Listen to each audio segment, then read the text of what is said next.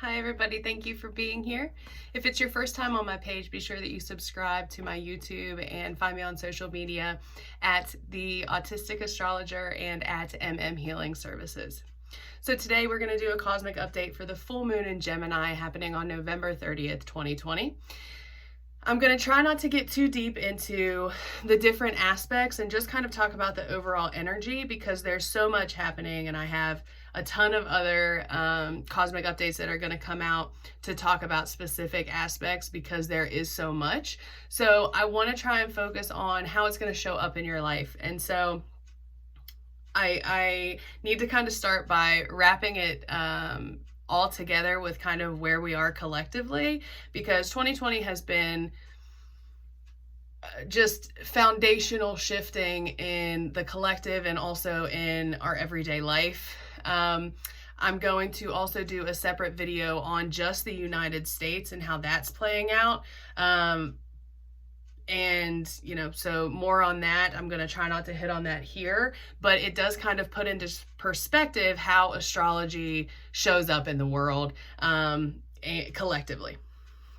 So when we talk about this full moon, like any full moon, it's a time to illuminate things. It's a time of manifestation of the seeds that were planted at the new moon or the previous cycle, and now it's coming to be illuminated. So when we talk about this moon in your specific chart, you're going to look at Sagittarius and you're going to look at Gemini, specifically any planets at 8 degrees. And if you have planets around 8 degrees in a mutable sign, which is going to be Gemini and Sagittarius, and also Virgo and Pisces. So those are going to feel the energy much more intensely. However, it's an eclipse, it's a full moon. Everybody's going to feel this energy play out in their life one way or another, depending on where it falls in your specific chart. When we talk about the energy today, we're talking about it in a collective setting. So everything might not resonate for you exactly. Again, it's going to be based on your specific natal chart. If you have any questions, you want to book a session or a reading, you can do so right on my Facebook page, or you can message me on any of my platforms. So again, full moon, we're illuminating, we're manifesting, we're being shown things that need our attention, that we need to reassess or readjust in or release as we move through the end of the moon cycle. This is going to pull us back to, I think it was the end of May, I believe right around the 22nd of May, but when eclipse season came in and it was the new moon in Gemini, this cycle is coming back to that. So you may see a similar theme as you saw happening back in May, the end of May. So just kind of think back. If you journal, it's a great time to kind of flip back and see what was coming up for you around that. See what's coming to closure or fruition as we move through this next eclipse cycle.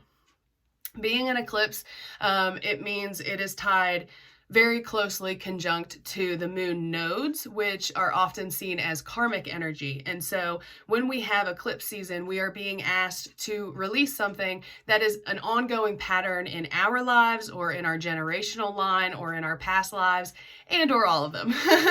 So eclipses are big for us to be able to release and kind of step into our next step of life. An eclipse here is like we've reached the top of this point, and now it's time for us to, move forward, move on. We've graduated, etc. So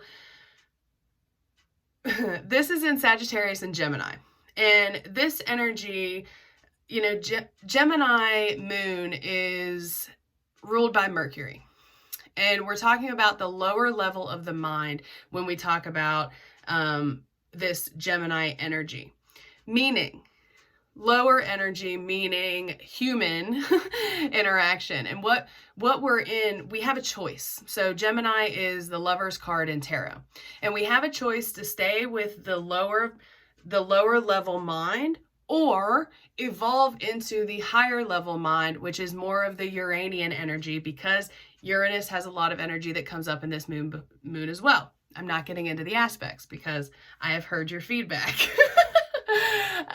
So anyway, if you're interested in it, put it down in the comments or shoot me a message, and I'll be happy to talk to you about aspects. But we have a choice to move past the lower mind of someone else telling us what our truth is, or allowing people to project their truth onto us. Whereas this Uranian energy, this higher mind aspects, allow us to get the information intuitively from our internal self and our internal truth and the universal truth and knowledge. And it's a complete shift in the way that we think, the way that we perceive information, the way that we share information, what information we find relevant to share. And just, Sagittarius is about the expansion of truth and consciousness, and we're really coming into that here, and we will continue to. December is going to have a huge shift into this new, air energy as we move into Aquarius. Sagittarius is a fire sign, but it has a lot of air entities. It's ruled by Jupiter. Jupiter is has a guardian of Mars. Mercury. So there's that energy, that communication there, that consciousness and higher knowledge comes in with Sagittarius as well. Gemini also is involved in community, media, free press, social media, and just regular conversation and things around that. So the other piece we're going to see here in this moon energy is what of those things are worth our time and our energy now. Over this year, we've really had to change the way we communicate, the way we connect with people, our relationships. They've all been checked, and that's big energy around this Gemini, and it's been holding the North Node for a while and will continue to have it there. But, so we're really being pushed into this change in thought, communication, ideas, the way we connect, community in general. And so we're going to see that continued, because that's also very, Aquarius is more of the broader spectrum of humanity, right? And Gemini is more of the community groups, smaller versions of that Aquarian. So I think what's been happening and what we've been feeling with this Gemini energy and this Mercury energy, because Mercury has been so active here in this last part of the year, is really having us focus on those Gemini things, the day-to-day communication, the day-to-day activities and connections, and where to put our energy, right? Is social media worth the energy, or as much as you're giving it? Is communicating and connecting with this person worth the energy you put in? Or would it be better to put it into this person or this activity? So Gemini is more of like the day-to-day things and how they fit into, our world and our community. And we're really being put on to focus that this year, right? Because what it will lead into is this Uranian collective change, right? And that's really going to be amplified. The end of 2020, and I've said it in so many videos, is really taking 2020 and throwing it in a ball and mushing it around and saying, oh, here we go. This is what we've been working on. And we're not going to get there, but the end of 2020 into 2021 is really going to bring us big perspective around why things haven't been working out in our lives. I think we're going to have a lot more information around why things have been playing out the way that they've been playing out. I think we're going to have a lot more of an idea of why we didn't necessarily get sucked into some of the societal beliefs. I think there's going to be truths and things that come out of the shadows as we move forward. And you'll see that and hear that from a lot of different people. Astrologers, intuitives, psychics, people that study numerology. Are they numerologists? I'd imagine.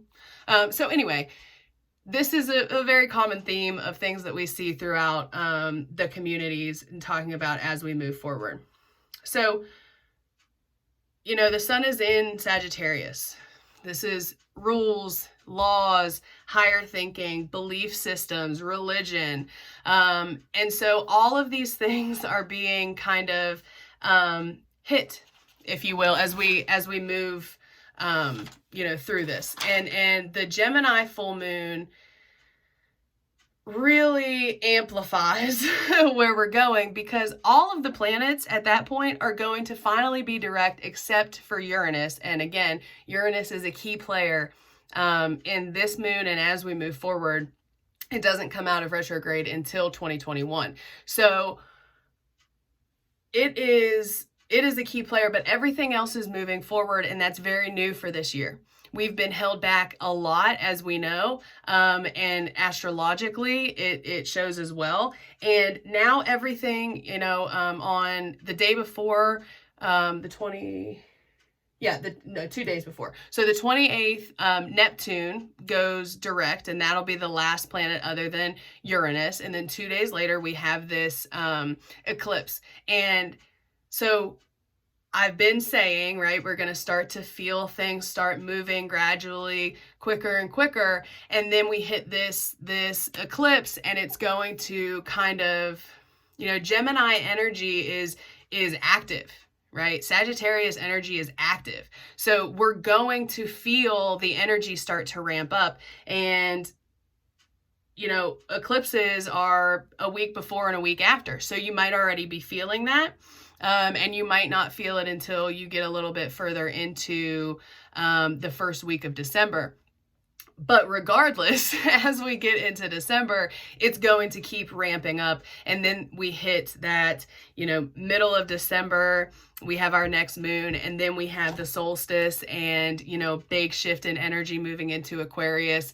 And things are just going to, you know, I'm going to have videos on it. What I do want to say is I've seen a lot of astrologers and, well, just people in general really talking about the fear that is coming with these changes. And I want to address it because there's a lot that plays into it, right? And I'm going to talk about this a little bit more in the United States cosmic update I'm going to do, because it really ties into that. But there is a bigger thing playing out here, and it has to do with Pluto. Pluto is in Capricorn and has been in Capricorn and will continue to be in Capricorn. And Capricorn holds our foundations, our structures, our authority figures, politics, government. Capricorn holds all that.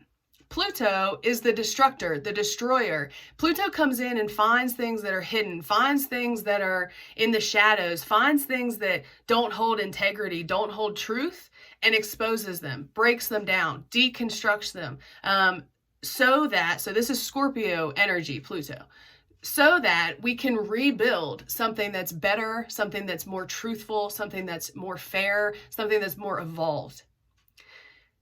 So this is where we are, and we're like, we still got a couple years before Pluto leaves Capricorn. Actually, that might not be true.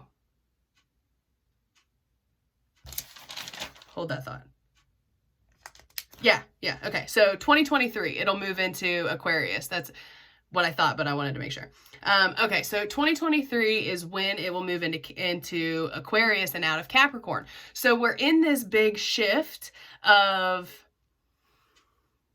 tearing down those frustration, or tearing down and deconstructing all of that Capricorn stuff. Okay, so that's the bigger picture of what's happening. Yeah, so that's the big picture. That's happening collectively. And then it's also happening in our personal lives. So you can probably check and find where Capricorn is in your life, and see what's happening there. Specifically, we're at like 23 degrees Capricorn. So, you know, it's a slow moving planet. It takes like over 200 years to get through a Pluto cycle the whole way through the zodiac. So it's a slow moving planet, but it is literally tearing down foundations, structures, things that no longer, you know, it's really the authority figures that, like, top down government, top down structures, are really being exposed. And I think that you can see that as you look globally through what's kind of happening in the world. So that's the big picture of where we are. And that is the energy surrounding what we're coming into with this eclipse moon cycle. There is way more in it, and I am not going to talk about it. So yay me. I hope that you made it through this far. There is literally so much more, and it's killing me not to talk about it. So I'm probably going to do another video that does talk about it, like Uranus, Black Moon Lilith, Eris, and I'm definitely going to do one about the United States. So look out for those. Again, you can find me across the platforms at mmhealingservices. You can also find me at the Autistic Astrologer on Facebook and in YouTube. Be sure to find me, subscribe to my stuff so you can see the upcoming videos. Thank you for being here. I hope that you caught something that works for you. If you want to know more about anything or how it's going to show up in your life, please be sure to reach out to me. You can book a session or a reading directly or message me, and I'll help you with the time and the space that I have. Thank you so much for being here. I hope you have a great moon cycle, eclipse cycle, and we'll talk soon.